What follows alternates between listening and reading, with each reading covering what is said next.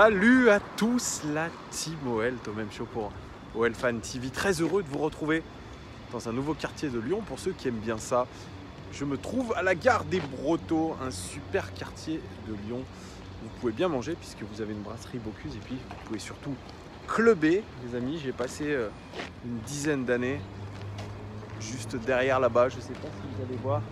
Au FNK, je ne sais pas si je le montre bien, bref, le FNK qui est un endroit mythique pour sortir. Vous aviez aussi le boudoir à l'époque. Et là, juste derrière moi, vous avez...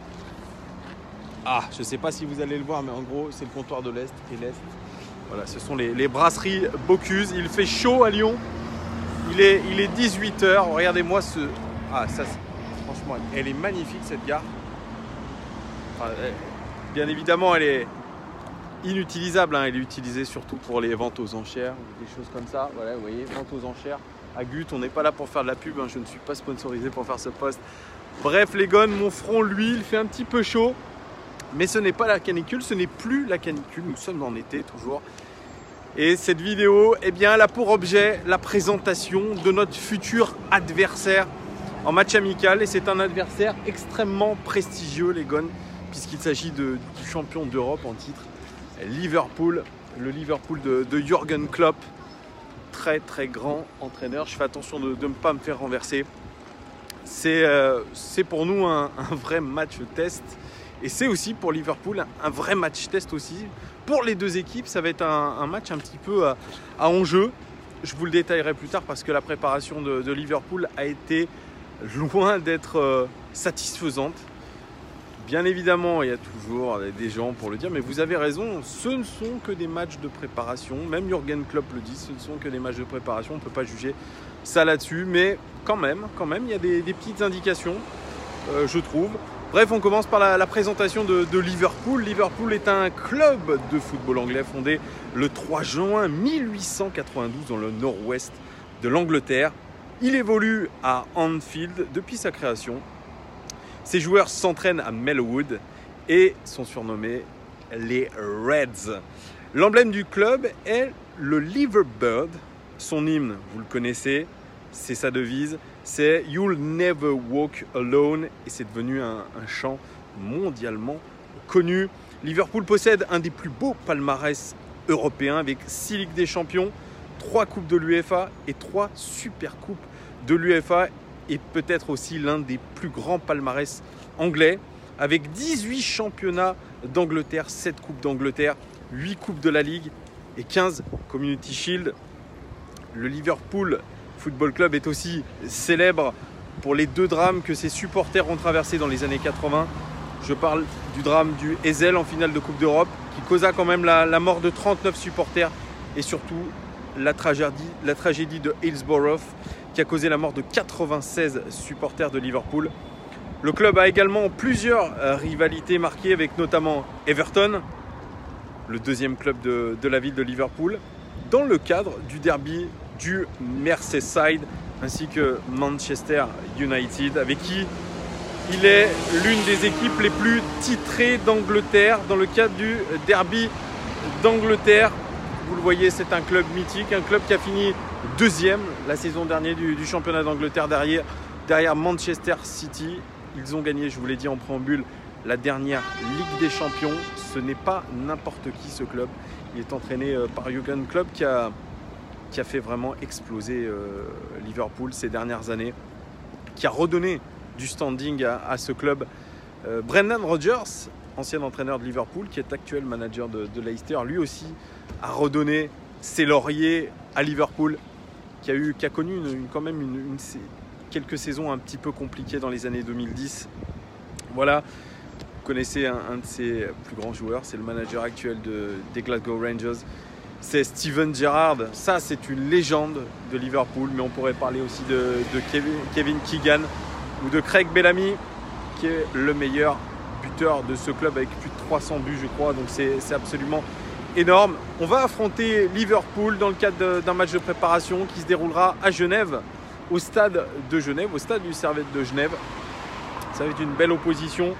Alors la préparation des joueurs de Liverpool, elle s'est déroulée en grande partie, en très très grande partie aux États-Unis. comme vous le savez, dans le cadre de l'International Champions Cup. Alors ils ont fait un premier match, les Reds. Ils ont affronté le Borussia Dortmund dans ce qu'avait qualifié Jürgen Klopp de premier test valable de pré-saison pour son équipe. Alors ça a été une défaite, 3-2. Il manquait, il faut dire, Roberto Firmino, Alisson, Baker, Mohamed Salah, Sadio Mané en raison de la Copa América et de la Coupe d'Afrique des Nations. Et puis Liverpool a été battu à cause d'erreurs défensives. Et ça, c'est le fil conducteur de la préparation de Liverpool. Et ça ne leur ressemble pas parce que vous le savez, dans leur effectif, ils ont probablement le meilleur défenseur central d'Europe qui est Van Dijk, le néerlandais. Ils ont surtout des latéraux assez incroyables que sont Trent Alexander-Arnold et puis surtout Robertson. C'est pour ça que ça ne leur ressemble pas. Klopp a dit lors de ce match, on a manqué d'organisation lors de certaines situations. Lorsque vous changez beaucoup dans l'équipe, il est assez difficile d'avoir une organisation parfaite. Ce sera mieux plus tard en pré-saison. Et bien sûr en saison régulière, à part ça, tout va bien. Il était plutôt positif, il reste positif, Jürgen Klopp. Il dit il y avait beaucoup de bonnes choses, certaines choses que je n'ai pas aimées. C'est normal en pré-saison, je décide de ce que nous faisons à l'entraînement et je sais combien nous avons fait hier dans des conditions météorologiques déjà très particulières. Souvent, je n'aime pas toujours ce que je vois dans le jeu en pré-saison, mais j'en connais la raison. Je ne suis pas sur la lune quand je pense à notre performance, mais je sais qu'il y a beaucoup de choses à venir. Et il répète encore une fois, tout va bien. La méthode Coué pour lui. Le deuxième match de préparation, il était contre Séville. Nouvelle défaite pour les Reds de Liverpool. On retiendra surtout de ce match l'horrible tacle de Joris Gnagnon, qui est l'ancien joueur de Rennes, qui a fait un horrible tacle sur un jeune de Liverpool. Ce qui lui a valu un carton rouge, un geste vraiment qui a fait le tour des réseaux sociaux. Il y a eu des excuses de la part de Joris Gnagnon. Et voilà, c'est ce qu'on retient surtout de ce match-là, en plus de la défaite. Le troisième match, c'était contre le Sporting Lisbonne. Et là, il y a eu 2 partout. Et Liverpool qui a mis fin à sa tournée américaine de pré-saison au Yankee Stadium avec une erreur de Simon Mignolet, qui est le remplaçant d'Alisson Becker. Les pauvres, ils ont eu Loris Karius qui n'était pas un foudre de guerre dans les cages. Et puis leur gardien remplaçant, qui est le gardien remplaçant de la sélection belge, eh bien, qui n'est pas du tout à son aise. Il a déjà fait beaucoup de boulettes quand il était titulaire dans son club. Et là, voilà, c'est une frappe de Bruno Fernandes. D'ailleurs, Bruno Fernandes qui est très très courtisé en Europe. Une frappe de 30 mètres qui est passée de ses gants. Voilà, tout simplement. Voilà, les matchs amicaux ont vu aussi les débuts tant attendus de la recrue estivale de Liverpool. Sepp van den Berg, jeune défenseur central qui a obtenu l'autorisation de la FIFA pour jouer. Il a tout juste 17 ans. Il est arrivé du club néerlandais de PSV Zwolle. Et puis le quatrième match, c'était hier, c'était contre le Napoli. Et Liverpool a sombré complètement. J'ai vu le match, 3-0 pour le Napoli. Des énormes erreurs défensives. D'ailleurs, Klopp s'est plaint des buts trop faciles et négligés de son équipe et a déclaré « Nous devons maintenant nous battre à 100% au début de la saison avec tout ce que nous avons déjà réussi. » La bonne chose est que si les adversaires veulent nous analyser maintenant, ils pensent alors que ce sera facile pour eux. Mais nous serons un animal différent la semaine prochaine. La semaine prochaine, c'est cette semaine-là. C'est la semaine où on va affronter mercredi Liverpool. Il dit aussi, Jürgen Klopp, dans l'équipe, il y a tout à améliorer. Mais il ne s'alarme pas, Jürgen Klopp. Il pense que le programme d'entraînement intense, où ils ont passé une pré-saison complète en 3 semaines difficiles, leur a laissé les jambes lourdes contre une équipe de Naples séduisante. Effectivement, il y a eu de très beaux buts, mais des erreurs défensives qui ne leur ressemblent pas, avec la charnière défensive et surtout le milieu de terrain qui pourtant est habituellement titulaire. C'est ça qui est assez impressionnant. On sent qu'ils ne sont pas du tout dedans. Et ça a été aussi l'occasion aussi de voir la nouvelle recrue. Ils en ont une nouvelle recrue, c'est Harvey Elliott. C'est un futur très très grand joueur anglais. En tout cas, c'est une petite pépite qui a montré son audacieux talent à l'âge de 16 ans. Et le 25 septembre dernier, alors qu'il était à Fulham, il était devenu le plus jeune joueur à évoluer en League Cup en entrant au jeu contre Millwall à seulement 15 ans et 174 jours. Gaucher, mais très à l'aise de son pied droit. Elliott peut évoluer dans les 2 couloirs ou comme meneur de jeu. il est également un fin dribbleur. Il est également réputé pour son sens du but, vous voyez. On risque très bien de le voir contre Lyon. Et Jürgen Klopp, toujours, alors je me base beaucoup sur des déclarations de Jürgen Klopp parce que déjà c'est un grand entraîneur et puis il a pris, je pense, la pleine mesure de cette pré-saison et il a un regard quand même lucide sur les choses. Il a minimisé l'importance du match du Community Shield de Liverpool contre Manchester City qui se déroule dimanche prochain. Ça, c'est le vrai premier match officiel de la saison. Il a affirmé qu'il serait complètement fou de dire comment la saison de Liverpool se déroulera après ce match-là. Donc il essaye d'enlever un petit peu de la pression sur ses joueurs. Klopp a également déclaré que Liverpool aurait besoin de mieux défendre que lors de la pré-saison pour ne pas subir une sorte de choc de confiance. Il a souligné l'absence de nombreux joueurs de premier plan, je l'ai répété. Et Liverpool part en stage à Évian, à côté de Genève, pas loin, pour essayer de ressouder l'effectif et surtout de revoir Alisson Becker, Mohamed Salah et Roberto Firmino. Pour la première fois cette saison, ils seront là, ils seront dans le groupe de Liverpool. Naby Keïta, lui aussi qui était blessé à la canne, et Shaqiri sont de retour à l'entraînement.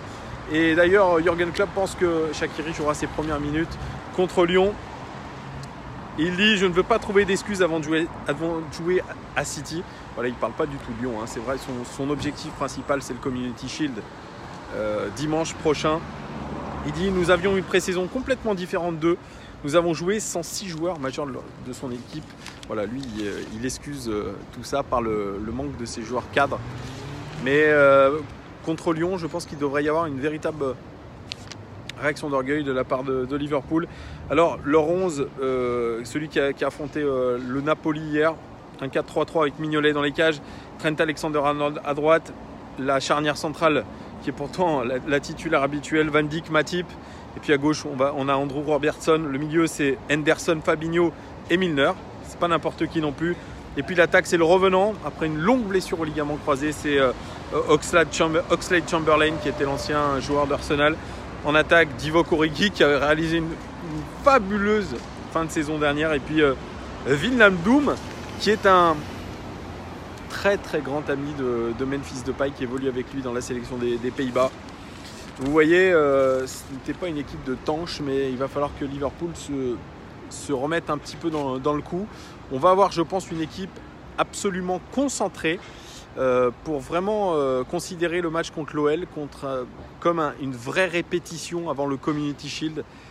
C'est, je pense, l'axe de motivation de Jürgen Klopp. Et nous, ça nous fera un premier vrai test contre une équipe qui se veut être compétitive avant le début du championnat anglais. Une équipe de l'OL qui, vous le savez, j'ai fait un rétexte du match contre Arsenal. D'ailleurs, il y en a beaucoup qui ne sont pas de mon avis sur la perception que j'ai eue de certains joueurs. Mais il n'y a pas de souci, les gars. Si vous n'êtes pas d'accord avec moi, vous avez le droit, mettez-le en commentaire. Vous avez le droit de commenter. Je ne dis pas que j'ai la science infuse, je ne dis pas que j'ai toujours la bonne vision des choses sur le match. C'est un ressenti qui est très personnel. Je ne suis pas un analyste footballistique, je suis un simple supporter de l'OL. Donc quand je dis n'importe quoi, ou quand vous pensez que je dis n'importe quoi, dites-le bien. Mais s'il vous plaît, pour certains, évitez les insultes, ça ne sert à rien. Ce n'est que du football. Voilà, j'ai mon point de vue, vous avez le vôtre. On le dit dans la bienveillance. Et puis voilà. Bref, un Olympique Lyonnais qui a réalisé, je le dis quand même, un hold-up après une première mi-temps complètement ratée, avec beaucoup d'incohérences, un manque d'agressivité, une attitude qui a interpellé de la part de certains joueurs, un manque d'allant, peut-être un peu de stress, peut-être un peu de tout. Et dès qu'on a eu nos internationaux français espoirs qui sont rentrés, ça a complètement changé la donne. Je crois que l'équipe qui sera alignée par Silvinho devrait être a priori, ce qu'on a vu en seconde mi-temps, devrait voir un Andersen titulaire aux côtés de Jason Denayer. Les latéraux qui ont été très critiqués, et d'ailleurs je vous l'ai dit, parce que ça doit être une consigne, je pense, de Silvinho, de ne pas les laisser monter trop haut sur le terrain, parce que leur but est avant tout de défendre. Mais on sait que c'est un petit peu compliqué parce qu'on a besoin de relais un petit peu devant et on a besoin de latéraux qui poussent assez haut. Là, c'est pas le cas. Alors peut-être que Silvinho va changer un petit peu son fusil d'épaule. Mais on devrait quand même avoir en titulaire Léo Dubois qui doit lui aussi monter en puissance. Et puis Fernando Marsal, toujours, je pense, à gauche. Et puis un milieu de terrain, on devrait avoir Thiago Mendes, auteur d'une très bonne deuxième mi-temps en sentinelle. À droite, on devrait avoir Oussem Aouar. Et peut-être Lucas Touzard, une nouvelle fois peut-être titularisé, pas une nouvelle fois parce que c'était son match de retour hier, mais titularisé dans ce rôle de numéro 8. Et puis une attaque avec Memphis Depay à gauche, en pointe Moussa Dembélé, puis à droite Bertrand Traoré, peut-être, Bertrand Traoré qui n'a pas non plus été exceptionnel. Ça va être une première aussi répétition pour Silvinho qui se rapproche vraiment beaucoup du début du championnat. On le rappelle, le 9 août contre Monaco. C'est l'objectif fixé par Silvinho, être prêt pour le début de championnat. Et contre Liverpool et Bournemouth, on devrait avoir quasiment l'équipe type qui devra affronter Monaco. En l'espérant, pas un départ de Dembélé. Dembélé, il a marqué 2 buts, il a fait surtout grand bruit du côté de l'Angleterre puisqu'il est ciblé, je vous le rappelle, par Manchester United qui veut absolument passer à l'offensive cette semaine. C'est très mauvais pour nous. On parle de 40 à 50 millions d'euros. Je pense que le joueur partira si cette somme est mise et puis que le club ne le retiendra pas. Et là, ça va se compliquer parce que je ne sais pas si vous êtes au courant, les gars, mais il n'y a aucune rumeur transfert actuellement, ni pour un relayeur. Alors, beaucoup ont parlé de Ziyech, mais il n'y a rien d'officieux. C'est plutôt une envie des supporters. Et puis, Ziyech, il n'a pas forcément envie de quitter l'Ajax Amsterdam. Il dit lui-même que s'il ne trouve pas mieux ailleurs, il ne partira pas, il a refusé le FC Séville. Donc il faut arrêter avec cette rumeur Ziyech qui pour l'instant est complètement infondée, plutôt une rumeur de supporters.